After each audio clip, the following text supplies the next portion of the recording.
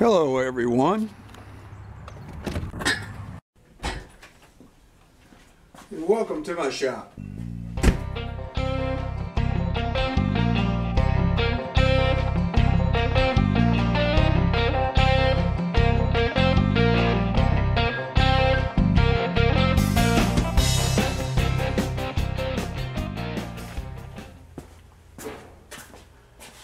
Well, hello everyone, and welcome back to my shop. Today we're going to get back on working on this 49 GMC truck. In some previous episodes I put a heater in this, and we're just lacking a few little odds and ends to finish that, to tie that up. And we're going to start another project today. I got some shipments in today, and one of them is a set of knee action shocks. So stay tuned, and we're going to start dealing with them.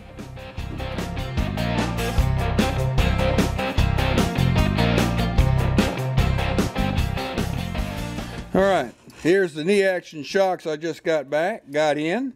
They're off a 49 Chevrolet pickup, and what we're going to do is they've got all the pieces I need to bolt them up to this GMC. The GMC used the exact same single action, knee action, or lever action shocks that the Chevrolet did. So anyway, let's put these things in the vise and test them out. I'm going to explain a few things about these knee action shocks.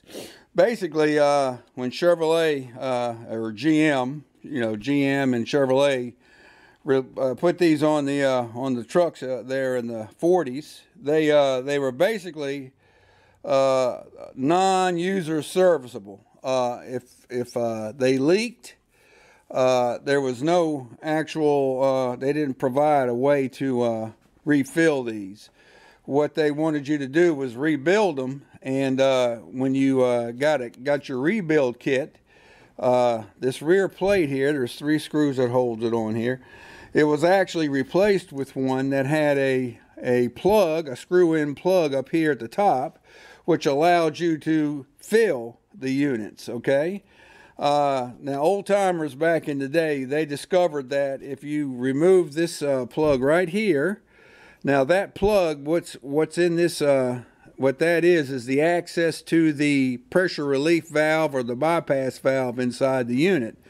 Now, if you remove this plug and you take a magnet, go down in there and lift out the valve itself, well, you could actually fill fluid in this way, but it was a long, drawn-out process, and you had to work the lever as you did it. So, because all it would do was just fill up the chamber right here, and by working the lever, it would allow the fluid, it would uncover a hole and allow the fluid to get back here into the reservoir part.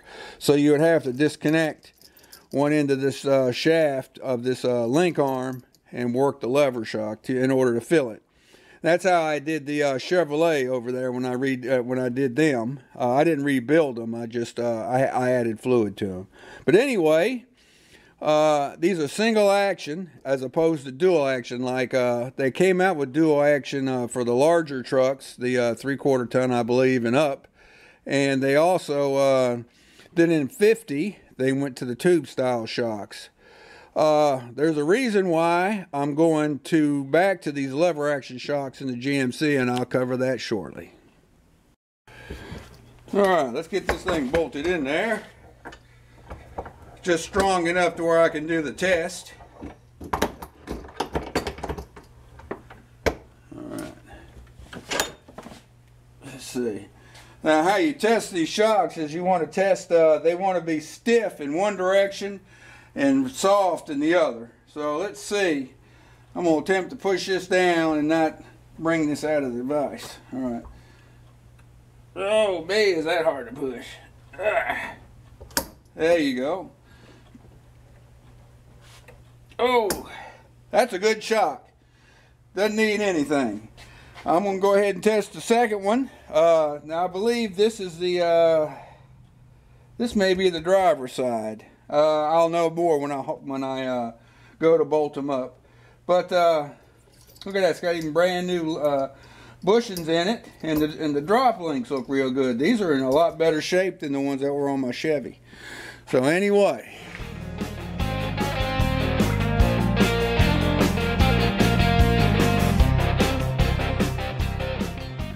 all right, I can hear you now. I can hear a lot of you saying, well, Dave, why in the world are you going back in time to old-fashioned, old-timey shocks when you got these tube shocks sitting on here? You must be getting senile. Well, you may have a good argument on the senile part, but let me explain, Lucy, on what I've got going on here. All right, now down there you can see the shock. You can see at the very top of that shock some welds. Now, when I got this truck, they had already put those shocks on the inner rails inside there, those tube style shocks, and they look good down there like that. And I thought, hey, that should work real good. Well, after shoehorning this 350 engine in here, I ran into a problem over on this side.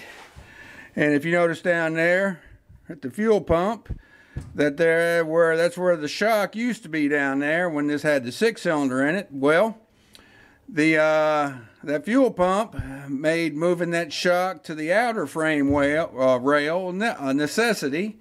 And I mean, it works all right in that position, and it seems to be fine. But as you can see, after I got this truck running, and it wasn't within 100 miles when I heard thumping, and I went out and looked, and that shock had busted loose. I'm talking about within 100 miles. So I cleaned it up and re-welded it back, and it's held for probably about 3,000 miles. But I don't like the looks of that weld, and although it probably won't break loose, you know, you got to think, well, what made it break loose before? Well, what made it break loose is because this front end has been altered. I've got it jacked up, so you can't really tell, but this front end is lowered. It's really lowered, and it only had 2 leaf springs in it when I first got it. So I did some horse trading, and I picked up a full set, front and back, of springs for a 49 Chevy in good condition that I ended up adding up to 5 back on the front, and I went to larger tires, and I was able to lift this front end up about 2 inches higher than what it was when I got it. It's still very low compared to stock, but it's still lifted up at least enough to where I could get a jack underneath the axle where I couldn't before. But long story short, I don't trust that shock down there to hold, and I thought about, in 1950, they went to tube-style shocks on the outside, bolted on the outside frame rails, and I thought about going to that, but they're too long in this case because of this front end being lowered as it is, so I can't go that route. So I thought about moving that one, this one here on the inner frame rail, moving it back out to the outside of the frame rail to where it would work better. Well, the problem is I had to kick this steering box out more in order to shoehorn this V8 in here and to be able to have clearance to service the plugs on this side. And in order to do that, the linkages on the steering geometry changed to where it curves in somewhat. So there's no room to put shocks on the outside due to that steering linkage. So the last option I have that I would trust to do on this truck cheaply is to go back to these knee action shocks that came with it originally. That's what's on the Chevy over there, and the front end, I mean, it rides like a truck because it is a truck. You're not going to get, even with tube style shocks, you're not going to get a ride of a car in this straight axle front end. So basically you want shocking to help dampen the bumps on the front end, and those knee action shocks, they work good on that Chevy over there, so I'm going to do it on this. And eventually I can see, if I keep this truck, I can see going to an IFS, which is a independent front suspension, possibly off an S10 or one of these aftermarket kits. Some people even talk about going with Dakota's front ends, which I could have had, but I'll let it go.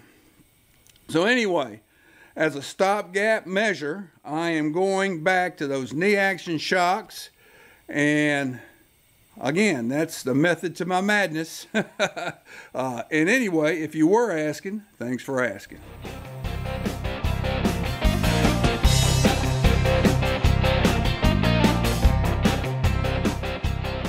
All right, let's squeeze in here and get these wheels off.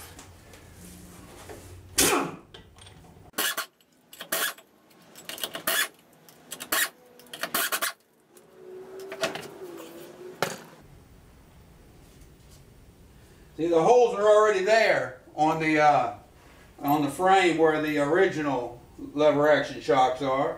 So I'm going to see if I can't reuse them and not have to make up any kind of plate to raise it. So anyway, hopefully we'll be able to do that.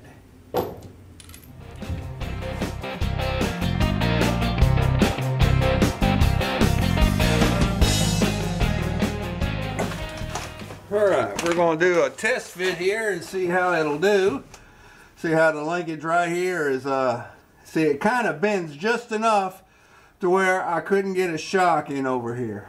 I mean, because more than likely there was very little clearance anyway. Alright, so if I go to the holes right here, now I'm sticking out because of the bolts. You know, I guess I could take the bolts out. Here, let me take the bolts out. So I can really get a good judge of the clearance I'll have. Alright. That bolts up to the holes. Now, see, I've got clearance around that steering arm. That's good. And also, if you notice, that'll go right here. And I've got a good... Now, I've got the jack stands on the axle. So this is how the truck would normally sit when it's sitting on the ground, okay? So that's pretty much almost fully compressed. And I've got at least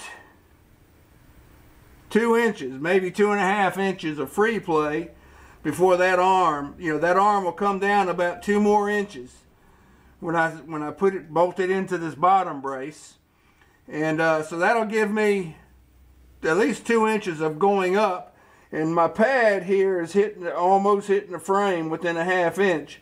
So what I'm getting to is I have enough travel going up, okay, so that free, and then, you know, then I'll have going down. So that looks good. I believe even lowered we're going to be all right.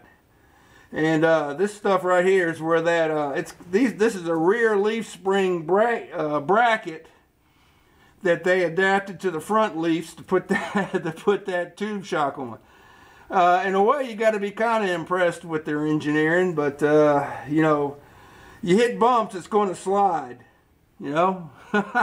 Anyway, and I'm afraid you hit a hard enough bump that would have traveled up and it would have busted my exhaust manifold, and that's, you know, $80, so I don't want that. So anyway, I believe it's going to do, and I've got clearance.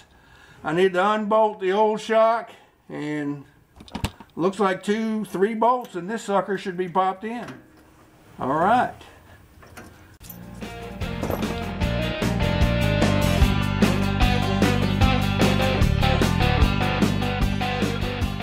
All right.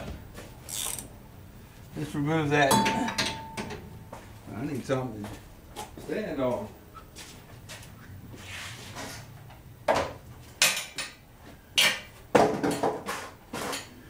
Jack these things up, can't get to nothing.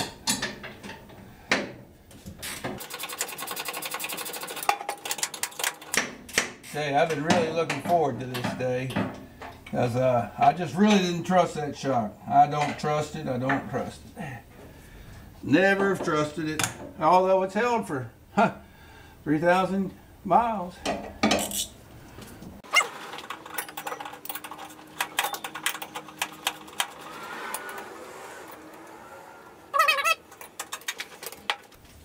Little bit of crystal blue persuasion. You old old timers know what I'm saying.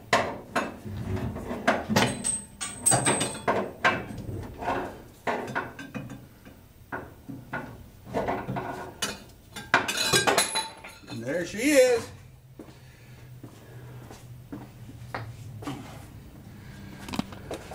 It's a good shock. Who knows? I may find a use for it. Never know.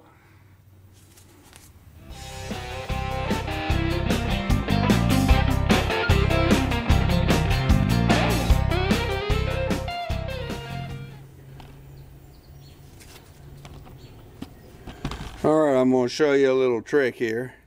Alright, I've got to poke through another hole in the inner frame, cross member, this bolt here, okay? Now if I put it in here to start it, you see how far it goes? It's barely any thread. So I'm going to put this down in there first, alright?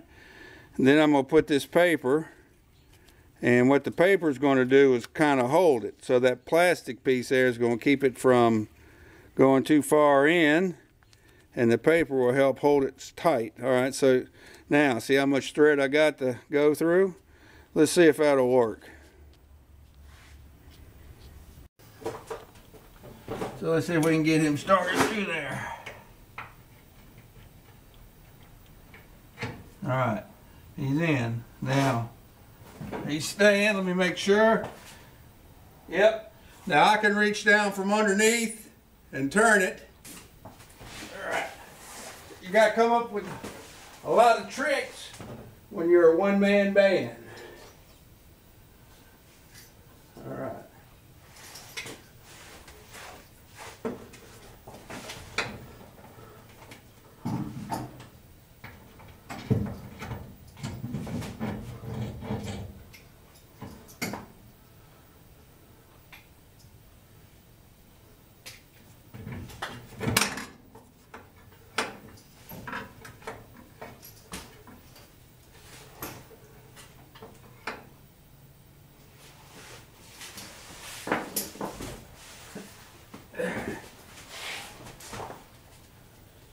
First attempt failed.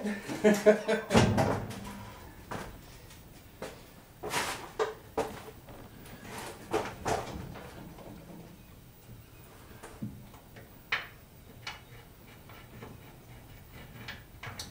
we go, found the hole again.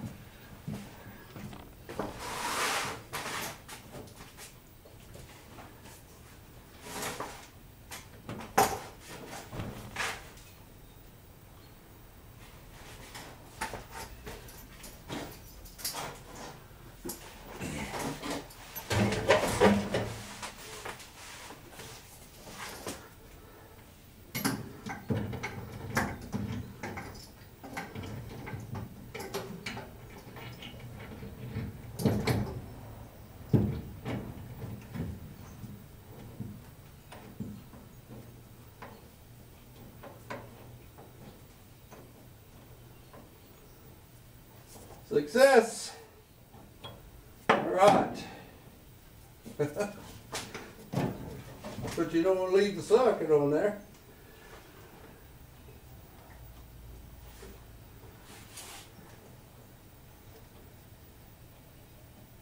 Got it.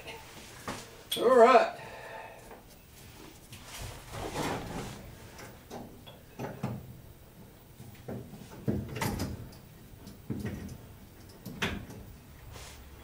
Alright, let's get the second one in.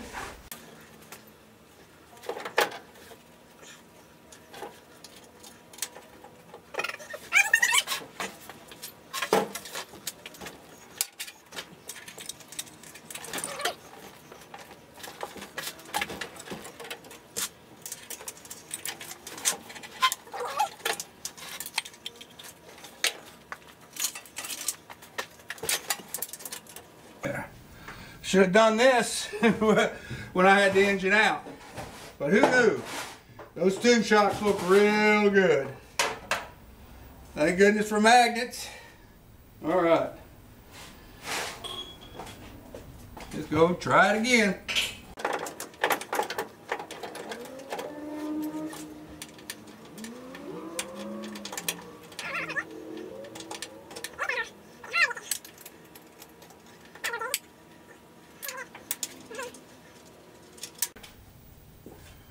All right, going to have to use a flex joint to get to it. All right, it's going to be fun.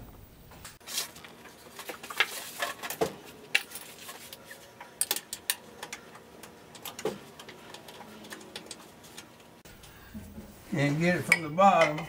I'm going to have to try to get it from up top.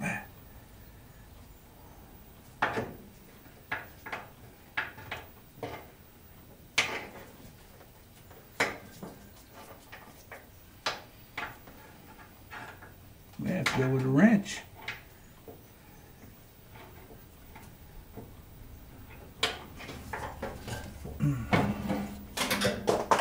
And it just fell.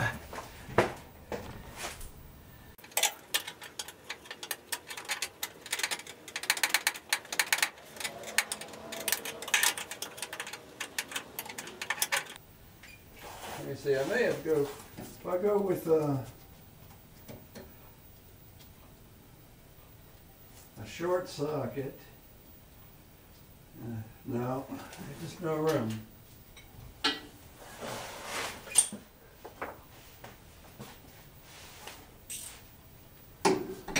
No room.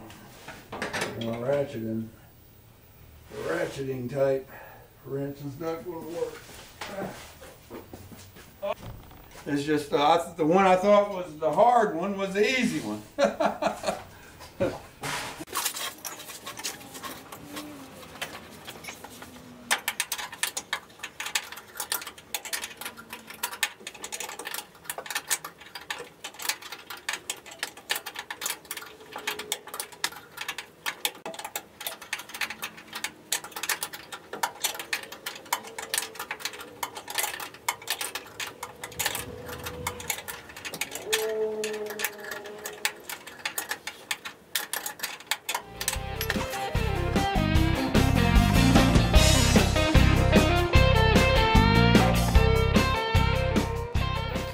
All right, we've got it in and installed.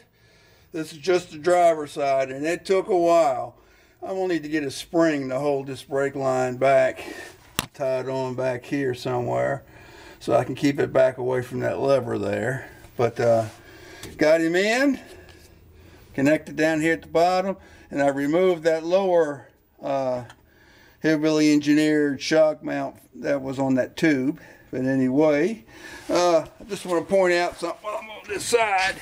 See, I mentioned before, and it's in my part 1 of this GMC series, I had to kick this steering box out in order to make clearance for that the 350 engine.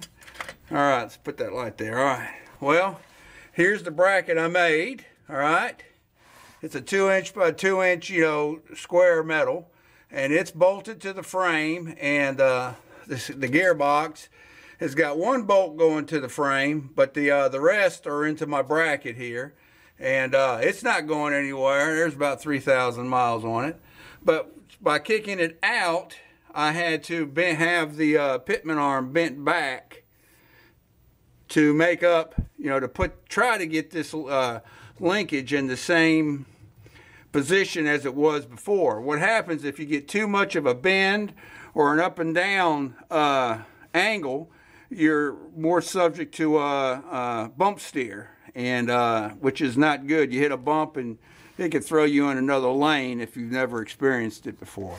But anyway, it's not perfect, but it's good. It's good enough. That's how they did it actually back in the day to put V8s in these old trucks, and that's before they before they came out with these more modern ways of doing it, which I looked at all of them. One way would be to put a power steering box out of a later model C10. You mount it up front here, all right?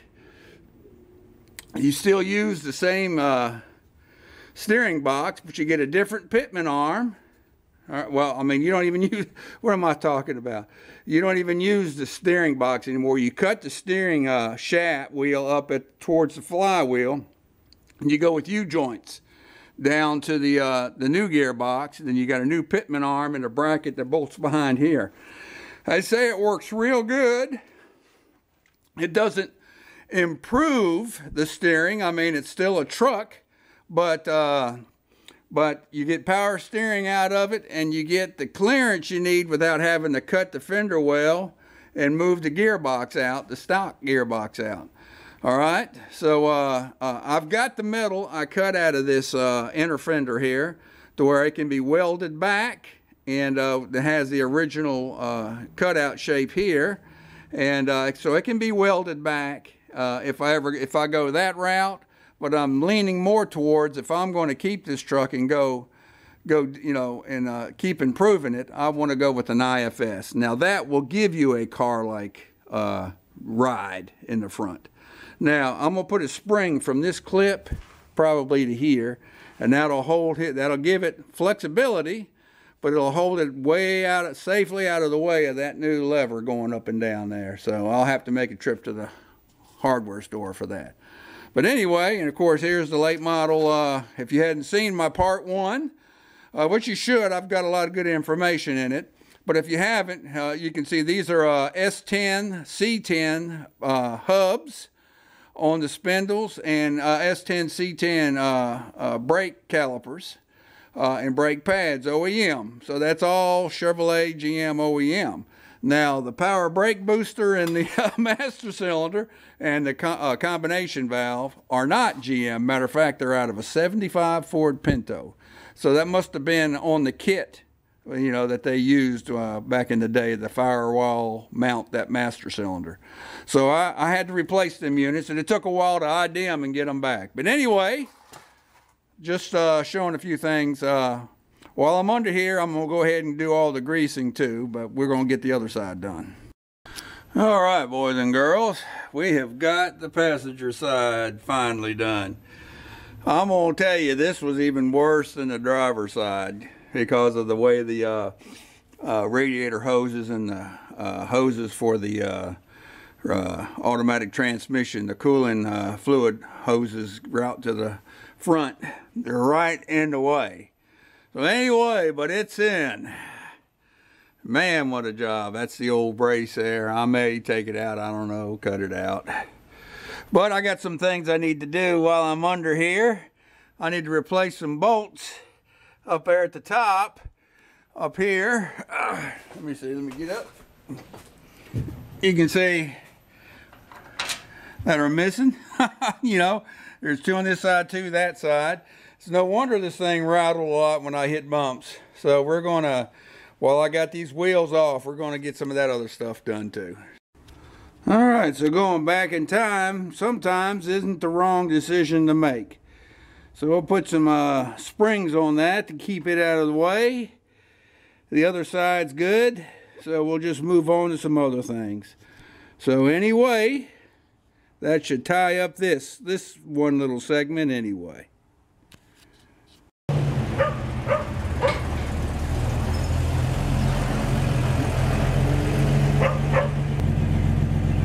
All right, everyone, we've come to the end of the video, and I want to thank you for watching.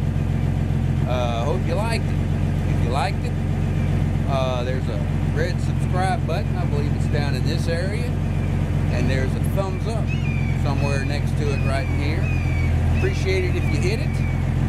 It won't cost you a thing, and it'll help me out with YouTube. If you don't like it, well, there is a thumbs down, but after you hit that, it'll cause your wife to fuss at you. So you might not want to hit that.